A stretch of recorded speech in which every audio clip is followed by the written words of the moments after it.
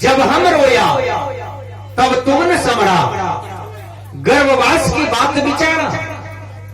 अब ते रोया क्या ते पाया, के ही कारण मुही रोवाया। गुरुवर कबीर कहते हैं जब हम रोए थे तब तुम नहीं समरा था, और तब तुम नरक जाने की व्यवस्था किया था। एक जवान लड़का शराब पीता है, और शराब और दारू का परिणाम आज समाज में क्या है सब कोई जानते हैं। जो शराबी होते हैं उसकी बीवी भूखी रहती है, जो शराबी होते हैं उसका बच्चा मूर्ख रह जाता है, अनपढ़ रह जाता है, क्योंकि शराब का बोतल 500 रुपया में, 1000 रुपया में, 250 रुपया में मिलता है। बहुत टका लगाने पर, रुपया लगाने पर शराब की बोतल प्राप्त होता है और आर्थिक लॉस होता है। इसलिए गुरुवर कबीर कहते हैं कि शराब का लत जिस आदमी को लग जाता है वो आदमी अर्थव्यवस्था से दरिद्र हो जाता है। शराब की लत जो है, गंदी आदत जो है, उनका त्याग कर देना चाहिए। रावण शराबी था और रावण का जीवन का परिणाम क्या हुआ? कुंभकर्ण शराबी था और उसके जीवन का परिणाम देखिए कितना गड़बड़ हुआ। मेघनाथ शराबी था और उसके जीवन का परिणाम देखिए कितना गड़बड़ हुआ। यानी लंका में विभीषण जी महाराज को छोड़ करके समुच्चा शराबी ही था, मांसाहारी ही था, लेकिन समुच्चा लंका का परिणाम कितना गड़बड़ हुआ आप सोच सकते हैं। इसलिए जो शराबी होते हैं वो धीरे धीरे दरिद्र हो जाता है। जो बना नशा का शिकार उसका उजड़ा घर परिवार। एक शराबी बोतल को हाथ में ले लिया और एक सुंदर चौक पर बैठा है और रोता है, कभी हंसता है, कभी पागल के तरफ फानता है, कुदकता है। लेकिन एक अच्छा आदमी पूछता है, बेटा तुम ऐसा क्यों करते हो? तो उसने क्या कहा? उसने कहा, बाबा ये हाथ में देखिए मेरा शराब का बोतल है, मैं शराबी हूं और ये शराब का बोतल जो है 5 बीघा जमीन पी गया है। ये शराब का बोतल 10 लाख रुपया पी गया है। ये शराब का बोतल मेरा डीह जमीन जिस पर मेरा घर था वो भी पी गया है। बाबा मैं उसको खोज रहा हूं। सजना विचार कीजिए, आपका बेटा शराबी हो जाए कि पति शराबी हो जाए कि ससुर शराबी हो जाए कि पोता नाती शराबी हो जाए, उनको बार बार समझाइए और वह कुसंग से बचाइए, जहां पर जाकर के उसकी बुद्धि रूपी स्टीयरिंग बिगड़ जाता है। ड्राइवर गाड़ी चलाता है रोड पर, ड्राइवर गाड़ी यदि बांसबाड़ी में चलाने लगे तो यात्रा सफल होगा। ड्राइवर यदि गाड़ी समुद्र में चलाने लगे, नदी में चलाने लगे, ढेपा वाला खेत में चलाने लगे तो यात्रा सफल होगा? नहीं होगा। इसलिए ये बुद्धि रूपी स्टीयरिंग मनुष्य का सही होना चाहिए। आज मनुष्य की बुद्धि विकृत हो गई है, बिगड़ गया है, इसलिए आज मानव समाज की व्यवस्था बिगड़ा हुआ है, चरमराए हुआ है। कबीर साहब जी कहते हैं जब हम रोया तब तुमने समरा। एक जवान लड़का पढ़ रहा है, ध्यान से सुनिए, और धीरे धीरे वह खैनी खाने लगता है। विचार कीजिए, आज भी हमारे समाज में बहुत से भाई लोग खैनी खाते हैं। खैनी खाना समझते हैं कि ये छोटका मोटका लत है, छोटका मोटका आदत है, चलो माफ हो जाएगा भैया। लेकिन आज भारत सरकार हर मोड़ पर चिकित्सक के द्वारा, चाहे वो प्राइवेट चिकित्सक हो या तो सरकारी चिकित्सक हो, हर मोड़ पर लिखवा दिए हैं कि जितना हानि शराब पीने से नहीं है, दारू पीने से नहीं है, तारी पीने से नहीं है, उतना हानि खैनी खाने से है, तंबाकू चाटने से है। कैसे? तंबाकू चाटने से थूक फेंका जाता है। और थूक जो है मनुष्य का पाचन क्रिया है। रोटी खाइएगा तो पाचन क्रिया के द्वारा, स्वाद के द्वारा, ये लार के द्वारा आपका रोटी चबा चबा के अंदर जाता है, लेकिन पचाने में सहायक आपको वो लार ही करता है।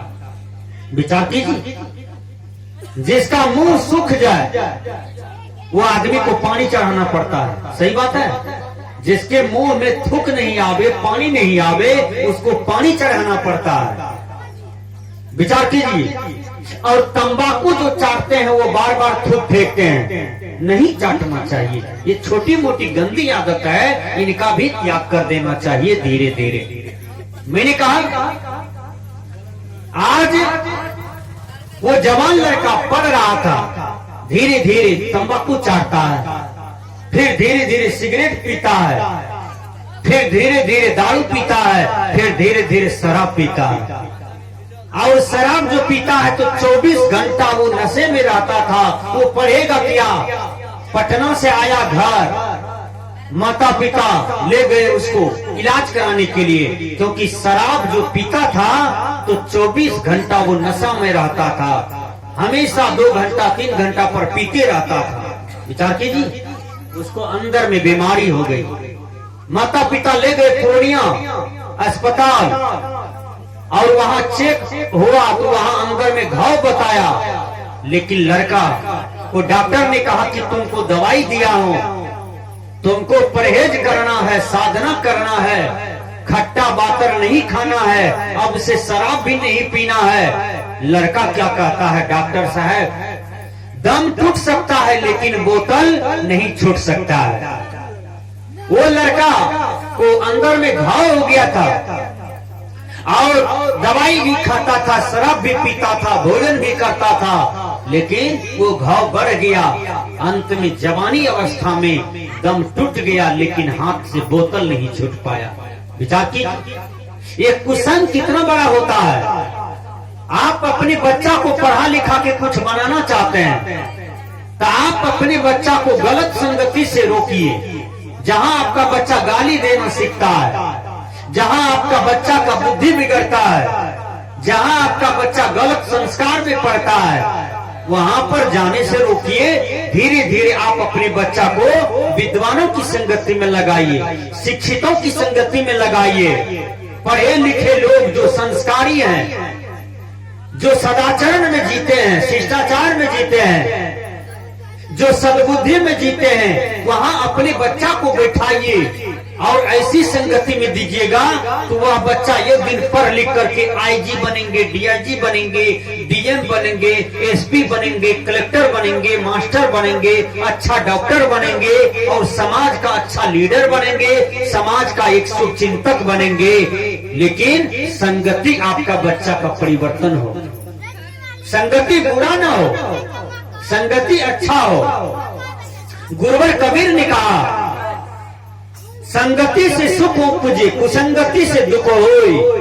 कई कबीर तह जाइए जहां अपनी संगति होई। गुरुवर कबीर कहते हैं उस संगति में जाइए जहां अपनी संगति है। जहां अपनी संगति नहीं है वहां नहीं जाना चाहिए। पानी है, पानी में आप लाल रंग दीजिए, पानी लाल हो जाता है। पानी में आप काला रंग दीजिए, वो काला हो जाता है। पानी में आप तुरफुल्ला रंग दीजिए, तुरफुल्ला टाइप का हो जाता है, लेकिन पानी तो सादा है। उसी प्रकार आपका जीवन जो है वो सादा है। आप जिस संगति में जाइएगा उस संगति के अनुसार आपकी बुद्धि हो जाती है। इसलिए गुरुवर कबीर कहते हैं, संगत कीजिए साधु की, हरे और की ब्याज, ओछी संगत क्रूर की, आठों पहर उपाद। जब हम रोया तब तुम न समझा। विचार कीजिए, जब वो लड़का मर गया, शराबी था, मर गया, लेकिन शराब की बोतल हाथ में लेके मर गया।